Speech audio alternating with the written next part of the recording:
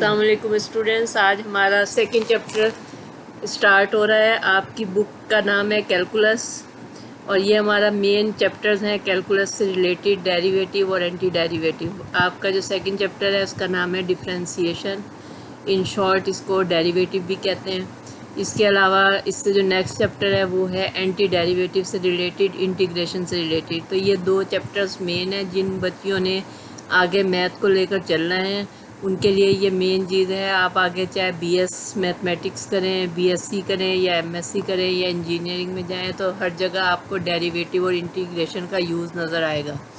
तो सबसे पहले हम स्टार्ट करते हैं कि डेरिवेटिव ऑफ ए फंक्शन क्या है। डेरिवेटिव ऑफ ए फंक्शन को डेफिनेशन है कि let F be a real valued function and X belong D F limit H tends to 0 F x plus H minus F x over H when it exists is called derivative of f at x. The derivative is written as dy by dx और f prime x. सबसे पहले तो किसी भी जो भी function आपको एक डिपेंडेंट वेरिएबल या इंडिपेंडेंट वेरिएबल दिया जाता है y is equal to F X, तो आप उसका डेरिवेटिव फाइंड आउट करते हैं। डेरिवेटिव की डेफिनेशन ये है कि limit h tends to 0 F x plus H minus F x over H. तो इसको हम क्या कहेंगे कि ये किसी फंक्शन का डेरिवेटिव बाय डेफिनेशन है और इसको हम D Y by D X से रिप्रेजेंट करते हैं या इसको एफ प्राइम एक्स भी कहते हैं। तो सबसे पहले इसकी proper definition, differentiation, derivative of a function, उसके बाद है differentiation. The process of finding the derivative of a function at X is called the derivative of a function is called differentiation of F X with respect to X.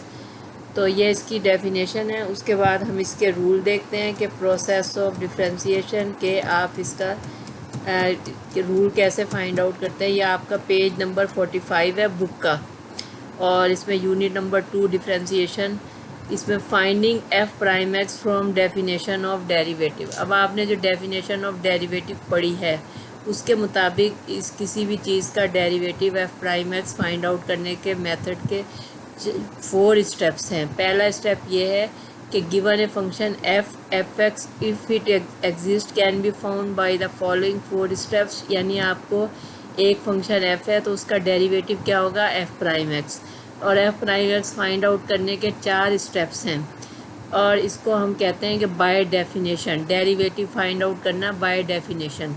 तो step 1 आपका क्या है कि सबसे पहले आपको एक फंक्शन दिया हुआ है y is equal to F X, तो आपने उसमें क्या करना होता है कि इंक्रीमेंट देनी होती है। इंक्रीमेंट आप कैसे देंगे, इंक्रीमेंट के y प्लस डेल्टा y, हमेशा इंक्रीमेंट वेरिएबल में दी जाती है y प्लस, जबकि कांस्टेंट में इंक्रीमेंट नहीं दी जाती। जैसे 2 है तो इसको में आप इंक्रीमेंट नहीं देंगे।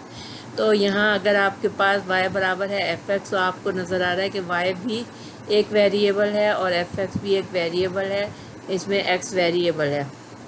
तो आप इसमें सबसे पहला स्टेप ये है कि आप क्या करेंगे कि y plus delta y is equal to F x plus delta X. ये इंक्रीमेंट क्या दी है कि अगर y में आपने डेल्टा y को ऐड कर दिया और x में x के लिहाज से डेल्टा x लिख कर ऐड कर दिया।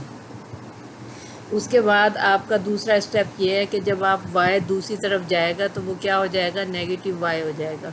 और आपको बताया कि y किसके बराबर है क्वेश्चन में, कि y बराबर है एफ एक्स के, तो ये हम y की जगह क्या लिख देंगे, एफ एक्स लिख देंगे।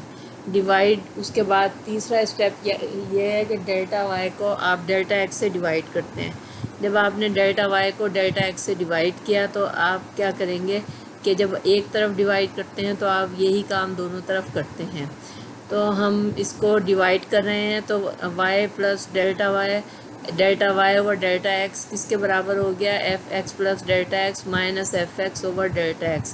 उसके बाद जो फोर्थ एंड लास्ट स्टेप है वो ये है कि आपने इसमें लिमिट लगानी है कि limit delta x tends to 0, यानी जो भी डेल्टा x वाली रकमें हैं उसको आपने 0 के बराबर ले आना है जब आप लिमिट पुट करेंगे, या डेल्टा x वाली रकमें ऑटोमेटिकली 0 हो जाएंगी।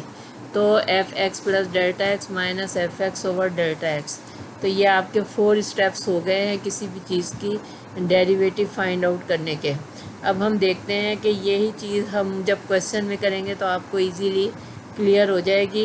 सबसे पहले हम एग्जांपल नंबर 1 देखते हैं।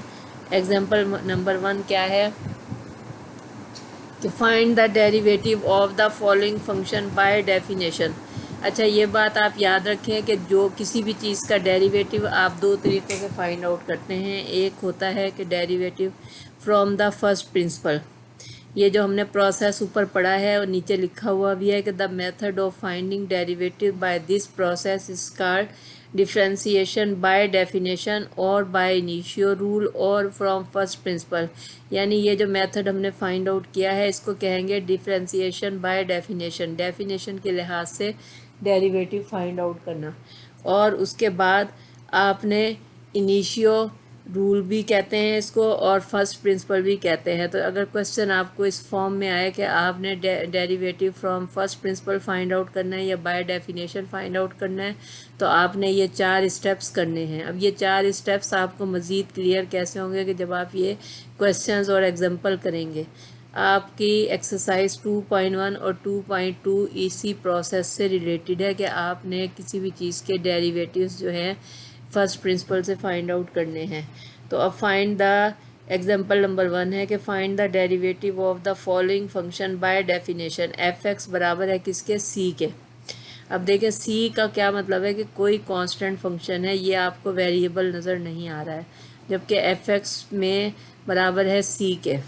तो आपको मैंने बताया कि इसमें इंक्रीमेंट देते हैं, यानी इसमें इंक्रीमेंट का क्या मतलब है कि डेल्टा एक्स ऐड करेंगे। अगर एक्स है तो एक्स प्लस डेल्टा एक्स हो जाएगा, वाई है तो वाई प्लस डेल्टा वाई हो जाएगा। तो F x plus delta x और बराबर है सी के। अब हमने सी में कोई डेल्टा प्लस डेल्टा सी नहीं किया क्योंकि सी का मतलब एक कांस्टेंट फंक्शन है। उसके बाद जो अगला स्टेप है वो क्या है कि इसमें जो है F x plus delta x में माइनस एफ एक्स को माइनस कर देंगे। एफ एक्स इसके बराबर है, सी के बराबर है। जब आपने एफ एक्स माइनस किया तो आप लेफ़्ट हैंड साइड पे भी करेंगे और राइट हैंड साइड पे भी करेंगे। राइट हैंड साइड में भी आपने माइनस एफ एक्स लिखना है। अब हमें पता है कि एफ एक्स किसके बराबर है, सी के बराबर है। तो सी माइनस सी किसके बराबर है, ज़ीरो के बराबर है। उसके बाद तीसरा स्टेप, जो आपको ऊपर स्टेप्स दिए हुए हैं उन स्टेप्स को आप साथ साथ देखते जाएं कि तीसरा स्टेप आपका ये है कि आपने पूरी जो F x plus delta x minus F x है उसको किससे डिवाइड करना है, डेल्टा एक्स से। जब आप एक तरफ लेफ़्ट हैंड साइड पे डिवाइड करेंगे तो आप राइट हैंड साइड पे भी डिवाइड करेंगे। तो 0 बटा डेल्टा एक्स यानी 0 हो गया। अब आपका फोर्थ स्टेप जो आपके प्रोसीजर में दिया हुआ है वो क्या है कि लिमिट आपने लगानी है। लिमिट आपने दोनों तरफ लगानी है, delta x tends to 0। Limit delta x tends to 0 F x plus delta x minus F x over delta x बराबर है limit delta x tends to 0 0 बराबर है 0 के। देखें 0 क्या है, कोई एक अगर यहाँ कोई हमारे पास डेल्टा एक्स होता तो वो रकम 0 हो जाती है। अब 0 पे का आंसर 0 ही आएगा। जबकि ऊपर बाय डेफिनेशन लिमिट जो हमने डेफिनेशन पढ़ी है उसके मुताबिक limit delta x tends to 0 F x plus delta x minus F x over delta x किसके बराबर हो गया, एफ प्राइम एक्स के बराबर हो गया। तो एफ प्राइम एक्स बराबर है 0 के। और इन अदर वर्ड हम कह सकते हैं कि डेरिवेटिव को डी बाई डी एक्स से रिप्रेजेंट किया जाता है। डी बाई डी एक्स, सी का डेरिवेटिव क्या है, 0 है। कांस्टेंट का डेरिवेटिव 0 है। इसको मैं इस तरह भी कह सकती हूँ कि जैसे अगर आपके पास 100 है या 1000 है तो उसका डेरिवेटिव 0 होगा। और डेरिवेटिव हमेशा वेरिएबल साथ अटैच होगा तो आप उसका डेरिवेटिव फाइंड आउट करेंगे। इसको हम आगे मज़ीद एग्जांपल से एक्सप्लेन करते हैं। इसी क्वेश्चन का बी पार्ट है कि एफ एक्स बराबर है एक्स स्क्वायर के।